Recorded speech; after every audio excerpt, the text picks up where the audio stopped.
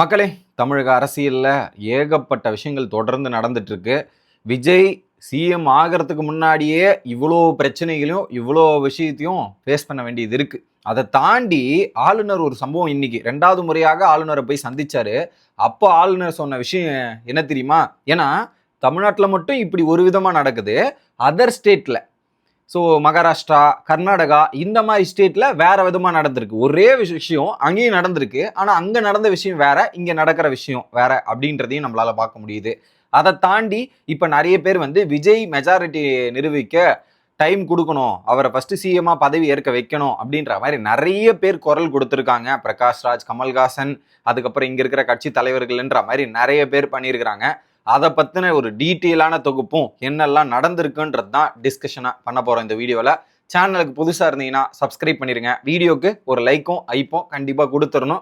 நிறைய பேர் follow பண்ணாமையும் subscribe பண்ணாமையும் video பார்க்குறீங்க. தயவு கூர்ந்து அதை பண்ணிட்டு வீடியோ பார்த்தா ரொம்ப ரொம்ப யூஸ்ஃபுல்லாக இருக்கும். இப்போ கண்டென்ட்டுக்குள்ளே போயிடலாம். ஆக்சுவலாக நேத்தே ஆளுநருக்கு ஒரு கோரிக்கை வச்சுருந்தாங்க. ஆதவர்ஜனா போய் மீட் பண்ண போகிறாருன்ற மாதிரி சில நியூஸ்லாம் சர்க்குலேட் ஆகிட்டு இருந்தது. பட் ஒன்னே ஒன்று சொல்கிற மக்களே, இங்க இருக்கிற நிறைய நியூஸ் சேனல்ல எது உண்மை எது பொய்ன்றதை கண்டுபிடிச்சு நீங்க நியூஸை பாருங்கன்றது தான். ஏன்னா நிறைய சேனல்ல பொய்யான நிறைய விஷயங்கள் கிரியேட் பண்ணி போடுறதையும் நம்மளால பார்க்க முடியுது. குறிப்பா இன்னைக்கு ஆளுநரை சந்திக்கிறதுக்காக விஜய் போனாரு. விஜய் போயிட்டு அங்க சந்திக்கும் வேலையில ஒரு பர்டிகுலர் சேனல், அந்த சேனல்ல என்ன போட்டிருந்தாங்கன்னா, விஜய் ஆளுநர் வரவே சொல்ல, விஜய் அங்க காத்துட்டு இருக்கார், ஆளுநர் சந்திக்காம அழகடிச்சிட்டு இருக்கார், அவர் வெயிட் பண்ணிருக்கார். இதெல்லாம் ஒரு தேவையான ஒரு பர்டிகுலர் சேனல்ல போட்டிருந்தாங்க. ஸோ ஆக மொத்தத்தில் அங்கே என்ன இன்ஃபர்மேஷன் நடக்குதுன்னே உங்களுக்கு தெரியாது. தெரியாமே இவங்க ஒரு இன்ஃபர்மேஷனை கிரியேட் பண்ணி இதான் நடக்குதுன்ற மாதிரி ஒரு விஷயத்தை கிரியேட் பண்ணி டெலிகாஸ்ட் பண்றாங்க. ஆனா அங்க போய் நடந்த விஷயம் என்னன்னா, ஆளுநர் தான் விஜயை வர சொல்லியிருக்கிறார். வந்ததுக்கு அப்புறம் ஒரு 40 நிமிஷம் நெடுநீள கான்வர்சேஷன் போயிட்டதுக்கு அப்புறம் இது அறிவிப்பு வருது. என்ன சொல்றாருன்னா, ஆளுநர், உங்க கையில மெஜாரிட்டி இல்லை, நீங்க மெஜாரிட்டி காட்டுங்க, மெஜாரிட்டி காட்டதுக்கு அப்புறம் நீங்க ஆட்சி அமைக்கலாம் அப்படின்றதையும் திரும்ப இதுதான் ஆரம்ப நேரத்துல இருந்து முதல்ல இருந்து ஆளுநர் சொல்லிட்டு இருக்காரு. ஏன்னா ஆளுநருக்கு மேல இருந்து ஒரு ப்ரெஷர் வருது. அவங்க இவங்க கூட கூட்டணி, காங்கிரஸ் கூட கூட்டணி வச்சதுல இருந்து அவங்களுக்கு விருப்பம் இல்லை. அதனால அந்த ப்ரெஷர் கண்டிப்பா போட்டுக்கிட்டே இருக்காங்க. ஓகே, இதுல நீங்க மெஜாரிட்டி காமிங்க. இதுல குறிப்பா செலவு வீணாயிடுமா? எப்படின்னா, இப்போ விஜய் முதலமைச்சர் ஆக்கிட்டா முதலமைச்சர் ஆக்கிறதுக்கான செலவு அதிகமாயிரும். அதை தாண்டி பாத்தீங்கன்னா, அவர் மெஜாரிட்டி முன்னாடியே காமிச்சிட்டா பிரச்சனை இல்லை, அதுக்கப்புறம் மெஜாரிட்டி காமிக்கும் போது காமிக்கலன்னு ஆட்சி கழுந்துரும் இல்லையா? சோ எதுக்கு நம்ம ரிஸ்க் எடுத்துக்கிட்டு ஆட்சி கழுவது, அப்புறம் பாத்தீங்கன்னா செலவாகிறதெல்லாம் ஒரு பெரிய பிரச்சனையா இருக்கு, அதனால நம்ம அதை முன்னாடியே இப்படி செயல்படுத்தணும் அப்படின்ற மாதிரி சில விஷயங்களுமே குறிப்பிட்டு சொல்லியிருக்கிறார் முதலமைச்சர் ஆக்காம ஆளுநர் இப்படி பல தகவலை தெரிவிக்கிறார். இது தெரிவிச்ச உடனே பாத்தீங்கன்னா நிறைய கேள்விகள் இங்கதான் எழுகிறது. என்னன்னா, இதே மாதிரி ஒரு சம்பவம் 2018 கர்நாடகால நடக்குது. என்ன பண்றாங்க, பாஜக அதிகபட்சமான தொகுதிகள் வச்சிருக்காங்க. அடுத்த 2 கட்சிகள் என்ன பண்றாங்க, பாஜக பெரும்பான்மை வச்சிருக்காங்க, அடுத்த 2 கட்சிகள் கூட்டணி சேர்ந்து ஆட்சி அமைக்கலான்ற மாதிரி திட்டமிடல் நடக்குது. அப்ப என்ன பண்றாரு, அங்க இருக்கிற ஆளுநர் கூப்பிட்டு பாஜகவுக்கு பதவி ஏற்று வச்சதுக்கு அப்புறம் பாத்தீங்கன்னா, அதுக்கப்புறம் மேல்முறையீட்டுல கோர்ட்ல கேஸ் போட்டு இந்த 2 கட்சிகளும் இது பண்ணி அவங்க மெஜாரிட்டி காட்ட முடியாம போய் இவங்க திரும்ப ஆட்சிக்கு வந்தாங்க. அப்போ அங்க ஒரு சட்டம் நடக்குது. என்ன, 2 பேர் கூட்டணி வச்சு ஆட்சி அமைக்க ட்ரை பண்ணாலுமே மெஜாரிட்டி யார் கையில இருக்கு, தனி பெரும்பான்மை யார்கிட்ட இருக்கோ அவங்களதான் அங்க பதவி ஏற்க வச்சிருக்காங்க. அதுதான் அங்க நடந்திருக்குது. இப்போ அதே மாதிரி தானே இங்கேயும் நடந்திருக்கணும், நடக்கல. இதே மாதிரி இன்னொரு சம்பவம் மகாராஷ்டிராலையும் நடந்திருக்குது. அங்கேயுமே என்ன பண்ணிருக்காங்க, பாஜக கூட்டணியில இருந்த ஒரு கட்சி பிரிஞ்சு போய் இன்னொரு கூட்டணியில சேர்ந்துருச்சு. அப்போ பாஜக மெஜாரிட்டியில இருந்ததால மெஜாரிட்டியான பாஜகவுக்கு தான் அந்த வாய்ப்பு கொடுக்கப்பட்டது, சிஎம் ஆக்கப்பட்டது. அதுக்கப்புறம் சில சம்பவங்கள் நடந்தது. ஆனா அதுல இந்த 2 இடத்துலையும் நம்ம பார்க்க வேண்டியது என்னன்னா, பாஜக அப்படின்ற நபர் இருக்கிறதாலேயே அந்த இடத்துல அவங்களுக்கு அரியணை வாய்ப்பு கொடுக்கப்படுகிறது. ஆனா இந்த இடத்துல விஜய் அப்படின்ற நபர் இருப்பதனால அந்த வாய்ப்பு மறிக்கப்படுகிறது. அதுவும் அந்த நார்த் ஸ்டேட்ல அகைன்ஸ்டா இருக்கிற காங்கிரஸ் கூட கூட்டணி வச்சதால இதுக்கு மேலும் மேலும் எப்படிலாம் முட்டுக்காடு போடலாம், எப்படிலாம் பிரச்சனை பண்ணலாம் அப்படின்றதுக்கான தீவிரமான ஒரு செயல் தான் இப்படி நடக்குது. இதுல பல பேருமே என்ன சொல்றாங்கன்னா, இதுக்கு எதிராக கமல்ஹாசன், பிரகாஷ்ராஜ், அதுக்கப்புறம் திருமாவளவன், சிபிஎம், சிபிஎல், அதுக்கப்புறம் பாத்தீங்கன்னா ஐஎம்எல், இந்த மாதிரி கட்சிகள் சார்ந்த எல்லாருமே இதை கேள்வி கேட்டிருக்காங்க. சோ இங்க விஜய்க்கு தான் மக்களால் தேர்ந்தெடுக்கப்பட்ட நபர், அவருக்கு வாய்ப்பு கொடுக்கணும். அந்த ஃப்ளோர் மெஜாரிட்டி அப்படின்றத நிரூபிக்க வேண்டிய இடம் ஆளுநர் வீடு இல்ல, அந்த ஆளுநர் இருக்கிற இடம் கிடையாது, அது அசம்பிளி, சட்டசபையில தான் அந்த ஃப்ளோர் டெஸ்ட்டை நிறைவேற்றணும், இதுதான் சட்டம் வந்து சொல்லுது. ஆனா நீங்க இப்படி பண்ணுவது சரியில்லை, இந்த பொசிஷனை வந்து நீங்க மிஸ்யூஸ் பண்றீங்க, நீங்க சரியாக பயன்படுத்தவில்லை, தங்களுக்கு சாதகமாக பயன்படுத்த வேண்டும் என்பதற்காக நீங்க பல பேர் மேல பிரஷர் கொடுக்கறதால இப்படி செயல்படுவது சரி கிடையாதுன்ற மாதிரி நிறைய பேர் கண்டனத்தை தெரிவிச்சுக்கிறாங்க. அதான் பிரகாஷ் ராஜ்ல ஆரம்பிச்சு எல்லாருமே நிறைய பேர் இதுக்கு சொல்லியிருக்காங்க. ஆனா இதுல பர்டிகுலா ஒருத்தவங்க மட்டும் ஆளுநருக்கு சப்போர்ட்டாவே பேசியிருக்காங்க. யாருன்னு பாத்தீங்கன்னா திமுக சார்ந்த நபர்கள். என்னன்னா அது ஆளுநர் பண்றது கரெக்ட் தான். ஆனா என்ன எனக்கு இன்னொரு கேள்வி வருதுன்னா, இதே திமுக சார்ந்த நபர்கள் இதுக்கு முன்னாடி அவங்க ஆட்சியில இருக்கும்போது ஆளுநர் நிறைய பிரச்சனைகள் கொடுத்திருந்திருக்கிறார். திமுக ஆட்சியில் இருக்கும் போதும் நிறைய பிரச்சனைகள் கொடுத்திருக்கு. அதுக்கு எல்லாத்துக்கும் எதிர்த்து குரல் கொடுத்தவங்க இந்த இடத்துலயும் அதே ஒரு பிரச்சனை தான் கொடுக்குறார். அப்ப என்ன சொல்லியிருப்பாங்க, ஆளுங்கட்சியா இருந்தாலும் எதிர்கட்சியா இருந்தாலும் தப்புன்னா மேல இருந்து ஒரு தப்பு நடக்குதுன்னா அது குரல் கொடுப்போம், அந்த நியாயத்தை தட்டி கேட்போம், ஒரே ஸ்டாண்ட்ல நிற்போம் அப்படின்னு பேசின திமுக இன்று ஆளுநருக்கு சாதகமாக பேசிக் கொண்டிருக்கிறது. இப்போ உங்களுக்கு அகெயின்ஸ்டா ஒருத்தர் வந்துட்டானா உங்களுடைய கொள்கை மாறி அந்த இடத்துல சப்போர்ட்டா போவீங்களா அப்படின்ற கேள்வி வருது. அப்போ நீங்க அன்னைக்கு சொன்ன நிலைப்பாடு என்ன, இப்போ வந்து நிக்கிற நிலைப்பாடு என்ன அப்படின்ற இன்னொரு கேள்வியுமே எனக்கு எழும்புது.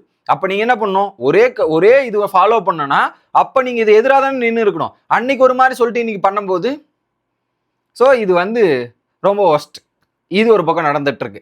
அதை தாண்டி நேத்து வந்து ஸ்டாலின் வந்து அங்க நார்த் மீடியாவுக்கு ஒரு செய்தி சொல்லியிருக்கிறாரு போல. என்ன செய்தி சொல்லியிருக்காருன்னா, 6 மாதம் வந்து நாங்க விஜய் ஆட்சிக்கு எந்த விதமான தொந்தரவும் இருக்க மாட்டோம், அவர் ஆட்சி அமைக்கட்டும், அதுதான் வேண்டும் அப்படின்றத அவர் வலியுறுத்தி இருக்கிறாரு போல. அங்க நாங்க டிஸ்டர்ப்லாம் பண்ண மாட்டோங்க அப்படின்ற மாதிரி சொல்லிட்டு இங்க இப்போ விஜய்க்கு ஒரு 6 சீட்டு தேவைப்படுது. திருமாவளவன், அதான் சொல்றேன், சிபிஎல், சிபிஎம், ஐஎம்எல் மற்றும் விசிகே இந்த கட்சிகள் கொடுத்தா ஒரு மெஜாரிட்டி வந்துடும், அவர் ஆட்சி அமைக்கலாம்.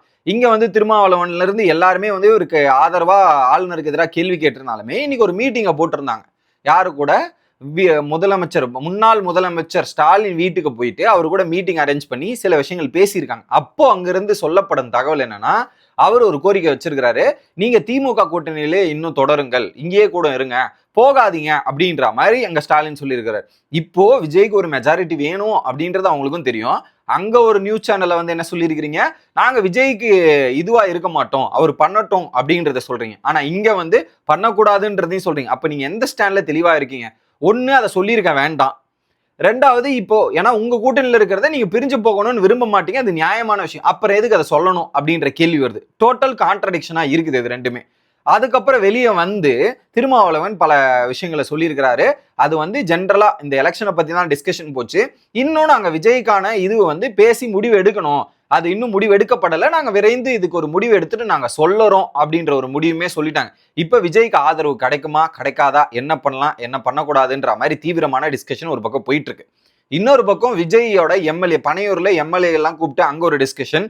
அதை தாண்டி ஆளுநரை சந்தித்து வந்தவொடனே விஜய் வந்து இன்னொரு இடத்துல போயிட்டு சட்ட ஆலோசகர் மூலயமா சந்திச்சு தீவிரமா பேச்சுவார்த்தை நடத்திட்டு இருக்கார். அடுத்து என்ன பண்ணலாம், ஏது பண்ணலாம், சட்டம் வழியில் அணுகலாம். ஏன்னா உச்ச நீதிமன்றத்துல போயிட்டு இதன்படி வந்து முன்னாடி இந்த மாதிரி கேசஸ்லாம் நிறைய ஸ்டேட்ஸ்ல நடந்திருக்கு, அதன் அடிப்படையில நம்ம கேட்கலாம் அப்படின்ற மாதிரி முடிவு எடுத்திருக்காங்க. அதுக்கு ஆளுநர் தரப்புல இருந்து ரெஸ்பான்ஸ் வந்துருச்சு, நீங்க மெஜாரிட்டி காட்டுங்க அப்படின்றது தான். ஸோ இப்போ அவங்க மேல்முறையீடு போறாங்களா இல்லையான்றது பொறுத்திருந்து பார்க்கணும். ஓகே, இன்னொரு பக்கம் இதுல இவங்க இருக்காங்க இல்லையா, சிபிஎம், இவங்கெல்லாம் அதுக்கு ஆட்களையும் அமைச்சிருக்காங்க. ஸோ விஜய் ஒரு பக்கம் சட்ட ஆலோசகர் டிஸ்கஷன் பண்ண உடனே நிர்மல்குமார்ல இருந்து அருண்ராஜ்ல இருந்து ஒவ்வொருத்தரா திமுகவோட முக்கிய பிரமுகர்கள் எல்லாருமே போயிட்டு ஒவ்வொரு கட்சியினரை சந்திக்கிறாங்க, நேர்ல போய் சந்திக்கிறாங்க. இன்னைக்கு சாயந்தரம் ஆதரவு அர்ஜுனாவும் போறாரு.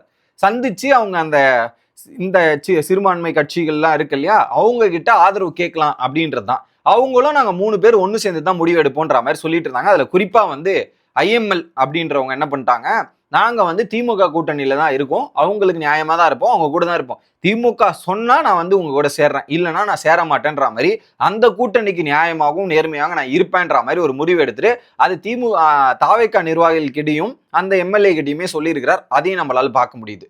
இன்னொரு பக்கம் இவங்க எதிர்பாராத ஒரு ட்விஸ்ட் என்னன்னா, ஸோ மேலே இருக்கிற சென்ட்ரல் பவர் என்ன பண்ணியிருக்காங்க, ஆக்சுவலாக அவங்க திங்க் பண்ணியிருக்கிறது என்னன்னா, விஜய் வந்து கூட்டணி வந்து ஏடிஎம்கே கூட வச்சிருவாரு, ஏடிஎம்கே கூட பாஜக அந்த கூட்டணியில் வந்துருவாருன்ற மாதிரி அவங்களோட எதிர்பார்ப்புகள் இருந்திருக்குது போல. ஆனால் இங்கே விஜய் வந்து காங்கிரஸ் கூட போனதால அந்த கூட்டணி இவங்க நடக்கலைன்னு ஒரு பெரிய பிரச்சனை நடந்திருக்கு. அதுக்கப்புறம் தான் ஆளுநர் மூலியமா இப்படி நடக்கிறதா இருக்கட்டும். இப்போ இந்த சைடு அதிமுக தரப்புல இருந்து பல எம்எல்ஏக்கள் வந்து பாத்தீங்கன்னா புதுச்சேரியில போய் இருக்கிறாங்க. அதுல ஹோட்டல்ல எல்லாம் ஜாலியா ரெஸ்ட் எடுத்துட்டு இதெல்லாம் பண்ணிட்டு இருக்காங்க.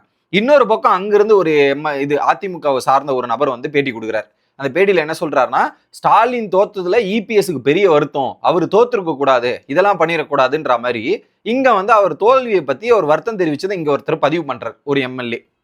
அவர் நல்ல ஒரு ஐ பொசிஷன்ல இருக்கிற எம்எல்ஏ தான், அதிமுகவை சேர்ந்த நபர். ஓகே, இதுக்கு முன்னாடி எலெக்ஷன் டைம்ல மாத்தி மாத்தி தாக்கிக்கிட்டாங்க, மாத்தி மாத்தி பேசிக்கிட்டாங்க. ஆனா அதுக்கப்புறம் எலெக்ஷன் முடிஞ்சதுக்கு அப்புறம் இப்போ அவங்க நடந்துக்கிற விதமும் பேசிக்கிற விதமும் பார்க்கும்போது பின்னாடி பேக்ரவுண்ட் ஒர்க் நல்லா போயிட்டு இருக்கோ அப்படின்ற மாதிரி கேள்விகள் எழுப்புது. இதுல குறிப்பாக எடப்பாடி வந்து பாத்தீங்கன்னா கிங் மேக்கர்ல, அவர் கிங்கு தான், அந்த வேலையை தான் நல்லா பார்த்துட்டு இருக்கார் அப்படின்ற தகவலுமே வெளியாகுது.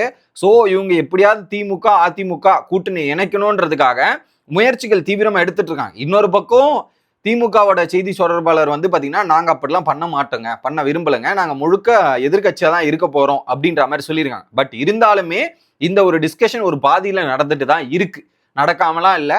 அந்த நடக்கிறதுக்கான வேலைகளையும் பின்புறமா வெளிப்படையா ஓப்பனா சொல்லாம பின்புறமா நடத்திட்டு இருக்கிறதையும் நம்மளால பார்க்க முடியுது.